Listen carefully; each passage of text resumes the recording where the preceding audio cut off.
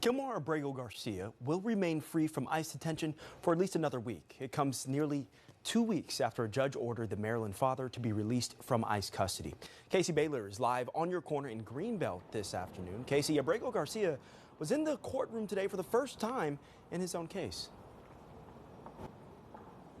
Brian, Kilmar Abrego Garcia has been in ICE custody for his previous hearings, but as you mentioned, he was here in person today for the first time for his hearing. And at this hearing, or I should say right now, the judge's temporary order that it prohibits banning rearresting Abrego Garcia will remain in place at this time. But the judge did give U.S. government lawyers the next 4 days to respond with a reason for why they want to detain Abrego Garcia again. Then that will be reviewed by the judge.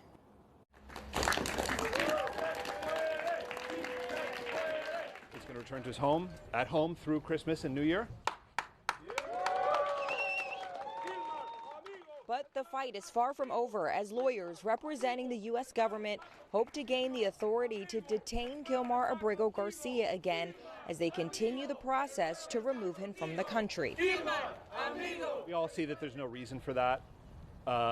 We see that there's no basis. Inside the courtroom, the judge questioned if there would be another unlawful order to detain Abrego Garcia. She also wanted to know what the reason is for placing the El Salvador native in custody again.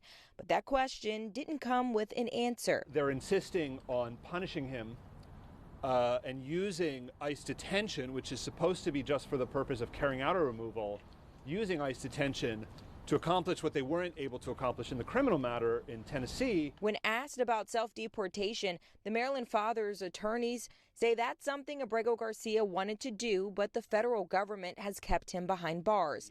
Simon Sandoval-Moschenberg, Abrego Garcia's attorney, says he would be in Costa Rica months ago if it were up to him, but adds going to Costa Rica is a last resort.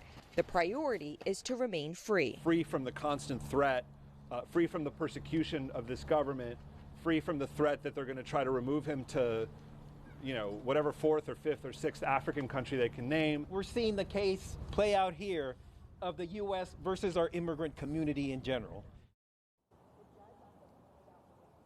Now, Abrego Garcia's lawyers will have the opportunity to respond to the U.S. government lawyers' request. Then it's in the judge's hands to decide whether or not to create a permanent order that would ban redetainment for Abrego Garcia or just dissolve that order.